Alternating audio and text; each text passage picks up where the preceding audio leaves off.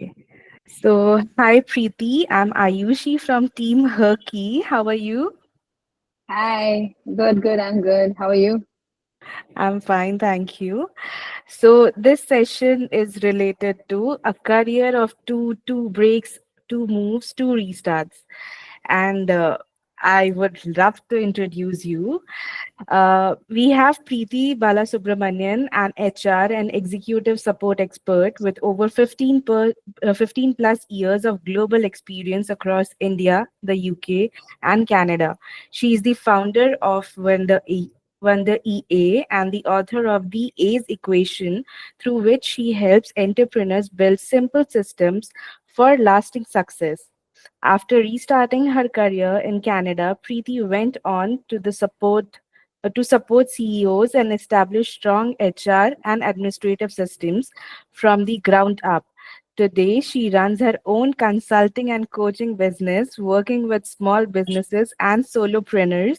She is also the author of My Stick India, a storybook series that shares Indian values with young readers, and is a passionate speaker on topics such as career growth, reinvention, and the power of strategic support. That's like whole thing about you. Okay. So Preeti, I would like to request you to share a bit about your journey and how did it begin? So like you said, it all began in India. So I'm from here and did my entire education in India. I have an MBA in HR and IT and started my career in HR. But then, like, I think 2 years into my year and a half or two into my career, I got married. My husband got an on-site assignment to the UK, so I joined him. So I left my job here, accompanied him there, and while in UK, it was a bit of a difficult situation because with IT organizations, they give you like visa for 6 months and then keep extending it by 3 months and 6 months. So at any given point in time, you only have a valid work visa for like 4 5 months, which makes it difficult for you to get a job. So I was back then, I started freelancing, I started doing part time. I was doing a bit of freelancing from there for companies in India. And so I was doing a mix of all that while I was in the UK. And Mm-hmm. then we were there for about 2.5 years. And when I came back, I was pregnant with my first one. Mm-hmm. And there again, so when you're back in India and you're pregnant and you go for job interviews, you're obviously asked the question, are you planning a family? And I, That is very common. yeah, and that's a common statement here, right? And of Hmm. course, I can't lie already knowing I'm pregnant. So that made it a challenge to get a job when I was back here. Mm-hmm. And so I continue to do a bit of that freelancing with India and UK that I was doing. So I continued that for a little bit and then took like a year and a half break when my son was born. So went back looking for jobs when he was a year and a half, and Mm-hmm. that's when I joined Accenture, and that's when I kind of pivoted from a HR career into an executive support role. So I joined Accenture supporting managing directors and senior managers of Accenture, but in UK, but supporting Mm-hmm. them from Bangalore. So which meant I was working kind of Or UK. yeah, an India and UK kind of mixed hours, which was Jumping quite from here and there. Yeah. yeah, which was quite a challenge, like with having a year and a half kid in the house. And so it's like do everything in the morning, send the kid to daycare after Mm-hmm. lunch, and then you go to work and come back home in the middle of the night. Mm-hmm. It was a bit of a tough time, but then did manage to handle that. Like, and yeah, and then like, of course, back then I had my parents to support, my in-laws to support. So on and off, somebody would visit and spend time with us in Bangalore. So we were able to manage. And then when my son was about 4.5, almost 5, it's when Mm-hmm. we made the move to Canada again. Basically initiated from my husband's job, but then we made the move to Canada and then officially fully migrated, decided to settle there. So we got our Mm-hmm. PR and everything and we moved. And Mm-hmm. going back there again, so before I went, I had like looked into the job market there, and then there was this organization called Skills Canada, who basically Mm-hmm. helps. like people, new immigrants who come there, find Mhm. like relevant skills or relevant matches with jobs and everything. So I went through their course. I did quite a few things. Mhm. And when I searched from here, it looked like the job market was great there. There were like so many executive assistants, so many HR roles Mhm. posted everywhere on LinkedIn, on all the job platforms. But then once I got there, I realized, yes, there are so many opportunities, but then everybody asks you for local experience. Hmm. So it's like a That chicken is and egg important, I situation, guess. right? Yeah. Yeah, and it's like a chicken and egg situation, right? Like Mhm. you have about 10 years of experience from India and UK, everything combined, but then Mhm. you go there, because you don't have any local experience because Yeah. they So don't have. now then you have to start like a fresher, right? Yeah, so and also like there are like some subtle changes in the way interviewing or recruitment happens there and here. Mhm. And generally in India, you're always like, even for simple things, like you're always told, it's always we did something, it's a team, it's a collective. You never say I. It's Yeah. kind of not seen as the right thing. But then Mhm. back in Canada, it's like you should clearly tell them what you are Mhm. capable of doing, what your skills are, what you have done. So it's Yes. definitely more of a projecting of I did this, I can do this, I am Yeah, capable of doing projecting this. ourselves. I guess Yeah, that is important because here it is not prioritized. Here yeah. people think that we as a team are doing this thing, Mm-hmm. but there, I guess people prefer more to I concept, like what you are doing, specific person. Mm-hmm. Yeah. So that understanding, I had to like understand that that was required. And thankfully, like I did meet a few people early on who like Mm-hmm. recruiters who told me, like even from talking to me, they're like, oh, so when you speak this way, it Mm-hmm. kind of shows that you're a good team player, but then your exact contributions or your exact skills aren't coming through. So Mm-hmm. I knew, I understood, and that I had to pivot the way I was projecting myself. So Yeah. it took a bit of a learning curve to understand, and I Mm-hmm. did um, I did do a couple of volunteer roles, and then from volunteering I moved on to like doing like 3 month, 4 month like leave fill roles, kind of things, and then moved on to my full time role. Like I think the full time role almost took me like a year to get there because I had to accumulate that local experience from somewhere. Yeah. So Right. yeah, so I did that, and um, then again, of course, when COVID hit, things changed a little bit more, and so back then, I then in Canada, I had my second one. I had my daughter, and then when I was coming out of the mat leave wasn't the peak of COVID. So that time, the organization I was already working with was a smaller Mm-hmm. startup kind of an organization. So they had funding issues, so they had to like Mm-hmm. almost cut 50% of the staff. And Mm-hmm. typically when cuts happen, it's the support staff that get cut out first. So I was part of that layoff. And after that, with COVID, I did find it a bit difficult to find another job, and that's kind of when I went the entrepreneurial route, started my Mm-hmm. WonderEA thing, and started getting like more solopreneurs, like speakers or like individual travel agents, individual Mm-hmm. people who had their own businesses. So I started handling their operations, their administration, and then for smaller one small startup organization, I started doing like their HR and payroll for them. So Mm-hmm. I started doing this fractional role, Mm-hmm.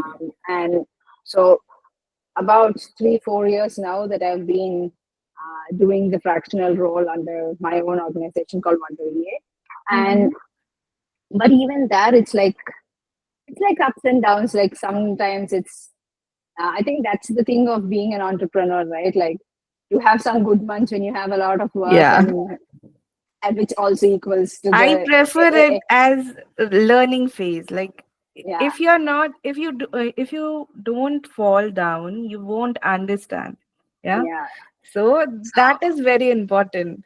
yeah, so it is kind of like that. It still is like ups and downs. I do have like 3 4 clients at this point, but some of them are like on a daily basis kind of clients. Some of them are on and off, Mm-hmm. and of course, I'm not making anywhere close to my corporate salary yet, but hopefully someday I'll get there. Yeah, fingers crossed. Yeah. Okay, so moving on to my next question. You have worked in India, the UK, and now Canada. How have those experiences shaped your approach? I think like one for the one example that I already gave you. So I think now I kind of understand like in each place, like how to project yourself or how they expect you to project yourself and what are the things to say is one thing. Mm-hmm. And then I think it also depends on wherever you are, like even if it's different states within India, or I think it's good to kind of start to understand, the local lingo, what kind of language do they speak, and in some cases even within the organization, right? Like they have Mm-hmm. certain terminologies or certain language that they speak. So try to speak the common language kind of thing or so you fit in and they Mm-hmm. are able to you're able to communicate better. So that's one thing. And another thing, like I also felt is nowadays it doesn't matter where you are, but you should still keep upskilling, still keep doing your professional development because things keep changing. There are always new things happening, and you should always keep learning. You should always keep doing something because um so like the first few years I was there, that's basically what I did. So I Mm-hmm. was within the executive support space. So then I went in Canada. I did my course on this certification of business communication from University of Toronto, and then the year after that, I did my. So I do have a few alphabets after my name. So they are like I did the Canadian Certified Admin Professional designation. I did the equivalent one for the US, the PACE one, which is the admin certification for the US, and Mm-hmm. the ACEA is the it's more considered global, but it's basically a designation that originates out of UK. So Okay. basically, I think one is professional development, keep upskilling, and then also your networks and associations that really matter these days because wherever you're applying for a role or whatever you're doing, like having those relevant referrals or having somebody vouch for you, that's Mm-hmm. really useful. So networking is like the new career currency these days. True, very true. I totally agree with you because networking is very important nowadays. If you Mhm. don't have network, there is a big loophole in your resume. Maybe you can say that. Okay. So moving on to another question. Many people struggle with starting over. What helped you stay grounded and motivated? Uh, I would say one is I always did want to have my own career, my own financial independence. So I always worked towards that is one thing. And two, I would say like I always did have my family support or the family backing me to say it's okay if things don't work out now. You still keep doing something, still try whatever you want to do, and it will gradually work out. So I always did have my family support in doing that. And I think it's basically, yeah, I think it's that resilience, that feeling that you don't want to give up and you want to do something, you want to achieve. I think you have that will keep pushing you. Yeah, and family behind yourself, like rooting for you, is the most important thing because being a woman who already has a family, who is a mother, who is a wife, and looking after your family, it is difficult sometimes. So Mhm. I can feel like sometimes it is very difficult, very challenging if you don't have a supportive family members right behind you. So there sometimes you feel like that self motivation is not there, Yeah. somewhere you lack for it, right? Mhm. So supporting family is very much needed. Yeah. Yeah. Okay, what was it like restarting your career after moving to Canada? Yeah. So initially, it was a bit of a struggle. There are days I have thought, no, I can't do it anymore. Because, like I said, one was this local experience thing, and I'm like, if I don't get a job, where am I going to get the local experience? And I also should say, like, I did have people within my community or my network who, like, were also Indians who've gone there, and then they were like, I think many of them, I don't know exactly what they did or did not do, but then Mm-hmm. didn't have a career or had chosen to remain a housewife, um, or were like basically doing like these basic jobs of like being a cashier Mm-hmm. at a store, or doing those things. And some of them initially told me, oh, this is what you will have to do, you won't get a job here, you can't be like adamant that you will only work in your area, you should do anything. So it was Mm-hmm. mostly they were all like I had a few people telling me, no, you should take on these survival jobs. You're not going to be able to get any other job here. I've been here for 5 years, and this is what I'm currently doing. So there are times I have thought, oh, maybe it's true. Maybe I can't get a career here, or I can't work here. So I have really thought on those lines. But then even when I volunteered initially, but then I volunteered like in back office doing administration, or volunteered in back office doing like volunteer recruitment or volunteer HR stuff. So I was like, no, even if I'm volunteering, I'm fine. I'll work for free, but then I at least want that to amount towards relevant experience that I can use on my resume when I am finally ready to get that full-time job. So I think some Mm-hmm. of those things, um, like I put effort to trying to sticking on to my career and sticking on to the area of work that I was doing, and Mm-hmm. didn't take on that first survival job or whatever was given to me. And Mm-hmm. also it helped that I went there and my husband already had his job, so I wasn't in a position where I was like, oh no, so money is important, I have to take on the first role available. So that Mm-hmm. gives that buffer. So my husband was also like, it's okay, you can take your time, find whatever is relevant for you. So Mm-hmm. it gave me that buffer time. It gave me that initial 6 months, 1 year for me to wait for the right role to come. Yeah, that is important because I too can relate because I've heard people saying this as well. Because when you're moving to another country, you don't know about the aspects and the what Hmm. they prefer for Yeah. providing job, right? So many of us, like we Indians, what we do is just if we need money, we need to start our working anywhere, right? Being a Mhm. cashier or being a waiter, anything. So then after that, gradually we proceed, gradually we grow, gradually we learn how to, after staying there, after learning, Mhm. building networks, we definitely understand now where we can switch, whom we can join. So Mhm. yeah, I can totally understand that. Okay. So you have experience working in India and other countries. What differences did you observe in the work culture and the hiring process? Like the hiring process, like I said, it's more centered around what you do, and don't talk in collective is one thing. That's a difference. And the other thing is also I find that both in the UK and Canada, Mm-hmm.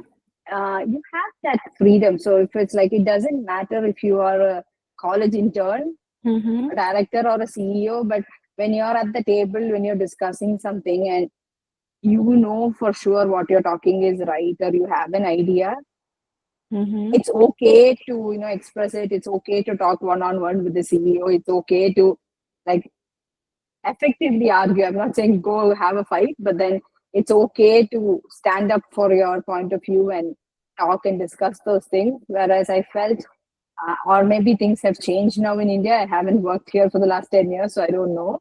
But then back when I initially started, you have that hierarchy, right? You can't, Mm-hmm. like, even if you had a valid point or you had something that was genuinely a good idea, you Mm-hmm. couldn't really talk up to your manager, or you couldn't really talk up to your director and say, no, I believe this is right, or this is how it has to be done. You couldn't talk Yeah. that way here, but talking that way there is encouraged. Mm-hmm. So in fact, when I in my first full-time job, um, I was with an organization where literally everybody in the organization were PhDs in something. Mm-hmm.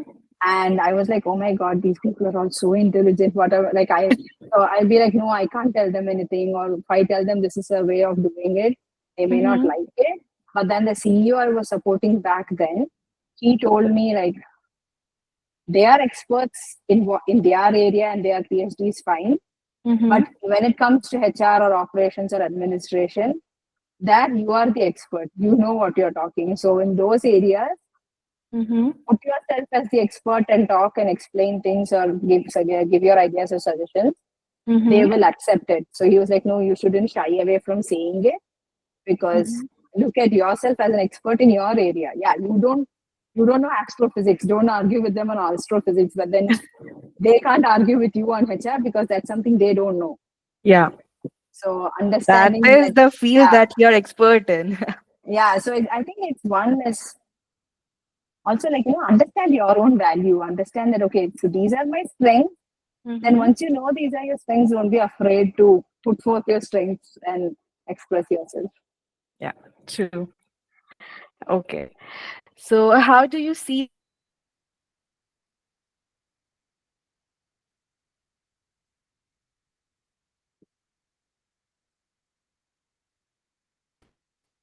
uh, Hello, am I audible? yeah, I think you broke off in between. Yeah. How do you see the role of executive assistants and HR professionals evolving today? I think it's evolving by the day as we speak, because especially with the AI thing now, Mm-hmm. and a lot of organizations now are implementing AI for a lot of administration and operational, like HR things. And like, I Mm-hmm. think you must all know, like companies like Google had, I think last year or the year before, they almost cut off like 50-60% of their HR stuff and bought in AI. Like Yeah. they have an Ask HR now, which answers Mm-hmm. all queries, runs their Yeah. payroll, all of that. Gemini. Yeah. Yeah, so they do all that. So Mm-hmm. I think now it's becoming more of, if it's a manual task by task kind of thing that you've been doing, Mm-hmm. AI can do it and AI can do it better than you. Yeah. But then if it's the human element, the emotional element, the strategic thinking element behind things, you still need a human to do that. So Yeah. I think so I think, like, even as an executive assistant, it's pivoting. So executive assistants these days are doing more like a right hand to the CEO. They are kind of stepping in when the CEO is away, being able to make those level decisions or contribute, like, strategically, and understand reports, analyze reports, do your business analytics kind of thing, and are no Mm-hmm. longer doing like the calendar management or travel booking, and because those things you don't need a person to do them anymore. Yeah. Right. Okay. What lead you to create Wonder EA? Two things. One was, I think, the in Canada generally, I think you also have a bit of this hire and fire culture where, um, both ways mutually, like as an employee, you can be like, fine, I'm not coming from tomorrow, and you can just leave. And the Mm-hmm. company can do the same back to you as well. And especially now, post COVID, and with all the advancements in AI and coming in, a lot of Mm-hmm. organizations are laying off people. And so, like I said, twice basically, I have been a part of one of these layoffs where, Mm-hmm. uh, once it was the funding thing, the second time it was that it was a government funded organization. So the government basically changed the mandate, changed the role of the organization. So then some Mm-hmm. people were let go. So one is, I didn't want to find myself in that position again, where it's that one employer, one thing determining my work. So I Mm-hmm. wanted to have that freedom, that flexibility is fine. Some days is good, some days are bad. But then if that I don't have one client, I still have another one, kind of thing. So I wanted that to be in place. And another thing would also be that, from so in Canada, all the while I have worked, except for like with the carpenters union that I worked last with, have all been like small startups and small organizations. And with working with them, I realized that when it comes to small businesses and entrepreneurs, small Mm-hmm. or solo entrepreneurs, they are good at what they do. Their core work they know, but then when it comes to the administration, operations, or HR side of things, Mm-hmm. they have no clue what to do. So I found that maybe that's the category of people I want to help. And as much as being a CEO's executive assistant does Mm-hmm. contribute towards the overall goal of the organization or company. But then when you're doing that with smaller organizations or a solo entrepreneur and seeing them succeed or seeing them grow, I think that's a different kind of achievement. It's nice to be a part of that. Yeah, totally agree. Because when you see a small firm or a small company growing in front of your eyes, that Yeah, makes you feel so happy. It's like it was your company. It feels like it was your yeah, company with for whom you were working, right? yeah, Yeah. So that gives an immense happiness. yeah. Okay. So you help a lot of solopreneurs and founders. What's the most common struggle they face when it comes to systems and support?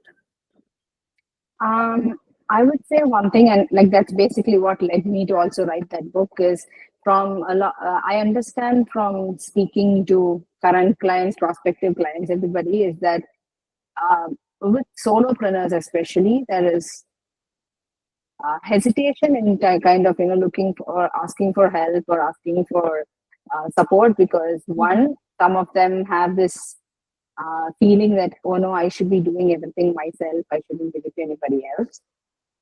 Another one is this search for perfection, right? They're like, I do it perfectly. If somebody else does it, they won't do it as well as me.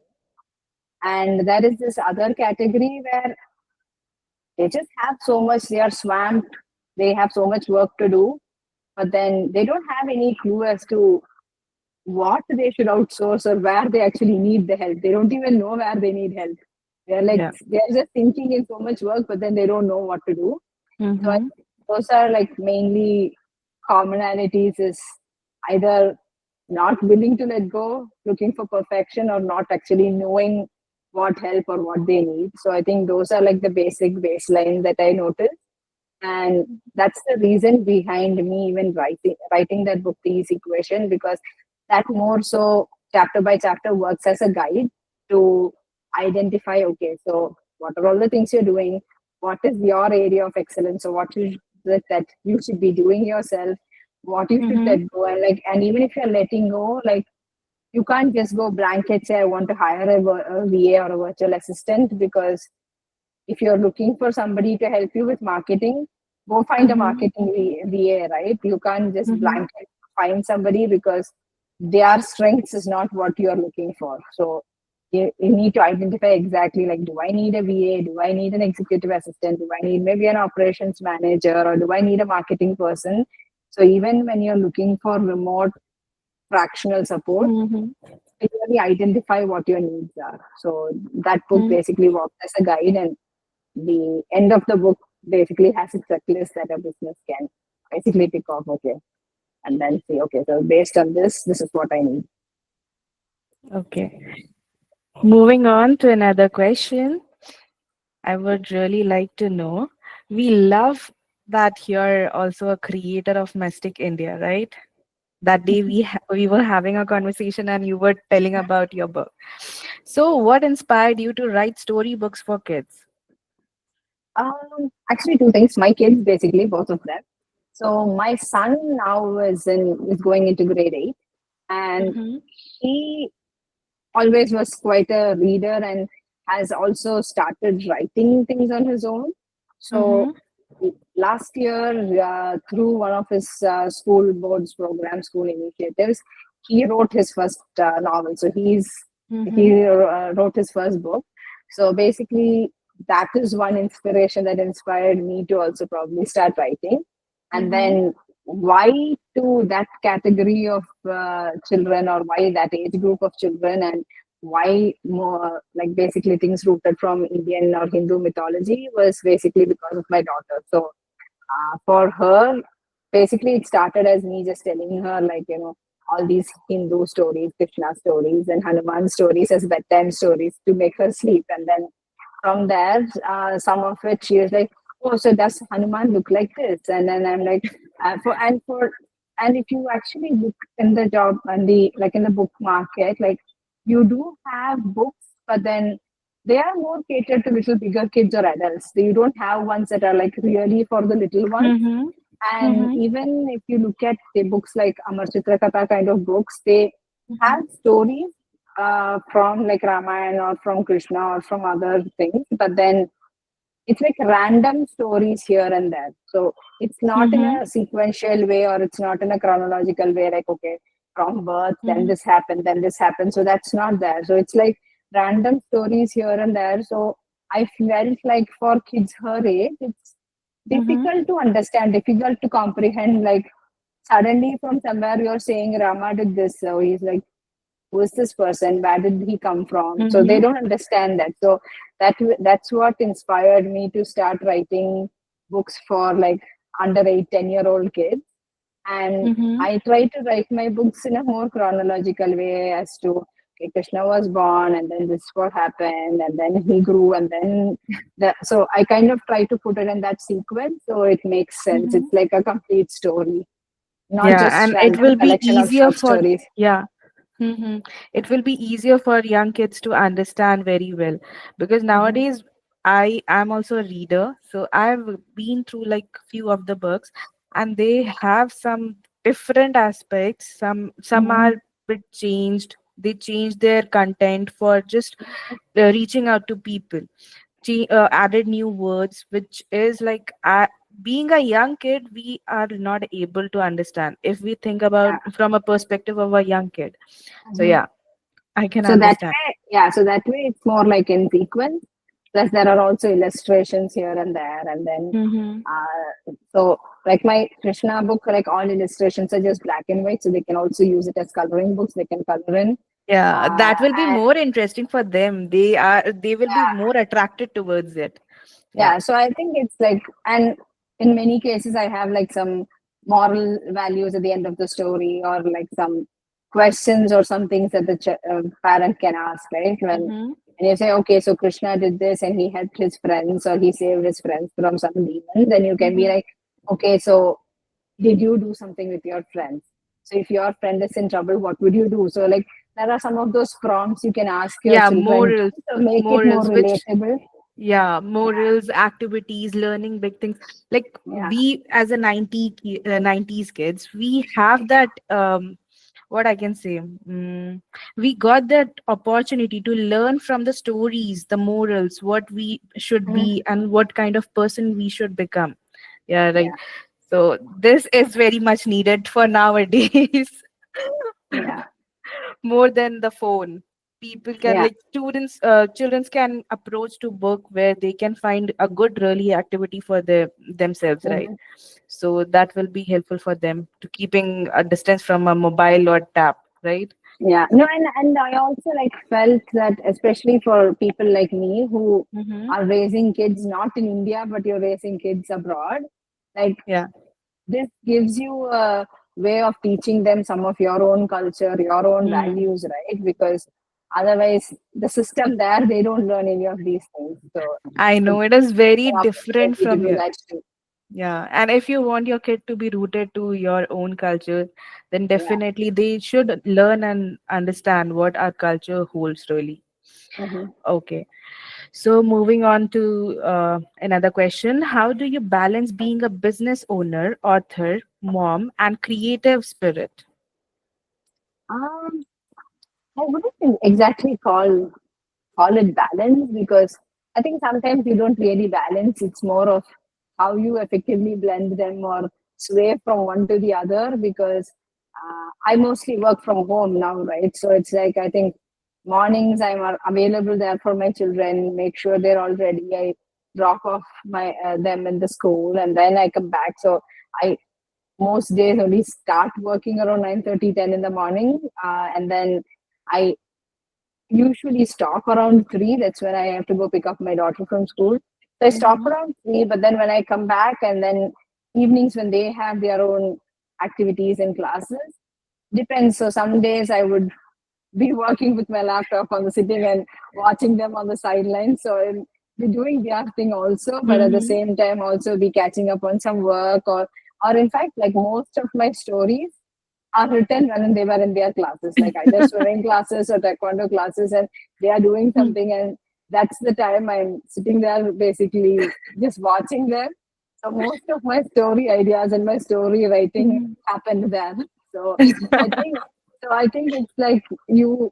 even like within a given day, I think you switch priorities. Okay, now you have to Mm-hmm. work, so it's like more like time blocking. So you're like, you block this time, work on this client, then you Yeah. block this time to go finish your cooking. You block this time to go do some things with the kids. You block this time to sit and write. Mhm. So I think it's each day your routine and priority changes, but then it's you kind of try to blend all of them Yeah. into your day. That's good. Actually, we women are like that only, We we are multitasker. We make time efficient for us, like what can be productive at what time, right? Hmm. We are built in that way. I Yeah, guess so. yeah. Okay.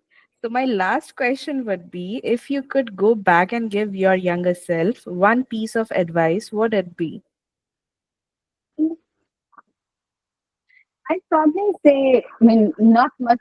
I'm happy with the way things turned out, is one thing. But probably I would say, like, even from a younger age, trying to be more resilient and not giving up. And uh, maybe sometimes, like in school and college, when it's more like, I don't know, it's peer pressure, or when people say, oh, you're doing this, oh, I don't think you can do this, then you're like, oh, maybe I can't do this, and you decide not to do it. So I Mm-hmm. think in some of those things, I'd be like, no, I think from even a young age, if you think this is something you want to do or you can do, then you can do it. So you should try and do it. Don't listen to other people, or sometimes don't even listen to your own inner voice saying, no, you can't do it. Yeah, agree, because there are a lot many times when we have self doubt. We think that Yeah. we might not do it only Hmm. because we are hearing all those stuff from our surrounding, the people who are besides us. They Yeah. always discourage us, and they don't feel like, if they have some other perspective, right? They Hmm. think something differently. So we, even if we want to do something, if the other person says ki nahi, you can't do this, this is not for you, so it ultimately But gets then you failure. start doubting yourself. Yeah. Yeah, we doubt ourselves, and that is what I also stand against it, because then it is your life, right? If you want to do anything, you can just believe Yeah. in yourself. You don't have Yeah. to listen to others. Yeah. And I think, like, for me, especially my dad, like, he was the one who always said, like, everybody is doing something doesn't mean you should do the same thing. If you think you Mm, want to do something, you put yourself to it fully, wholeheartedly, 100%, you can do it. So yeah. I think that's something that I like live by even today. Yeah, and the consistency should be there, because we also know that uh, before getting successful, everyone gets a downfall first. Yeah, We we uh, uh, we fall down, we learn new things, we get to know more things about it, and then eventually you'll succeed one day, right? You'll yeah, get succeeded in your whatever you have chosen. So yeah, everyone is different and their journeys are different, right? yeah. So Yeah, and I think, like, especially like if you ask anybody, like especially women entrepreneurs, I think it's a different mindset, because like when you're working, no matter how stressful, how hard your job is, you Mhm. can unplug at the end of the day and be like, okay, I'm going to think about it tomorrow. But Yeah. then, like, when you're trying to do something on your own, whether it's on being an entrepreneur or a creative side of like the art or writing or whatever, that's Mhm. kind of an ongoing thing in your head all the time. You don't exactly unplug from it, right? Yeah. And it's like, even say I'm going to a kids class and then I'm talking to a parent, and then I realize, oh, they are a solopreneur or they have something like this. Then Mhm. you get talking, and suddenly you're in the middle of a casual conversation, but then you suddenly realize you're actually pitching your business with them, Mhm. they, because the conversation kind of took you there. So that Yeah. way, I think you don't exactly switch off. if Mhm. you're if you're an entrepreneur or a creative person, you don't switch off. That's kind of there in the back of your head. Or you're Yeah. suddenly talking to somebody and you're like, oh, maybe this is a story idea I should start writing on, right? So you never know. Absolutely. That happens because one who is a creative person, they'll like, their minds are like, their brains are keep going on thinking, and they just want to capture each and everything, whatever is happening. And maybe this can be done. This can be Yeah. used for my story, right? Yeah. Yeah. So I can totally understand. Thank you so much, Preeti, for being here with me and giving a brief description about your journey, your upcomings, your breaks, and then restarting your career and did not losing your hope. You were always motivated. Looking forward to have more sessions with you, Preeti.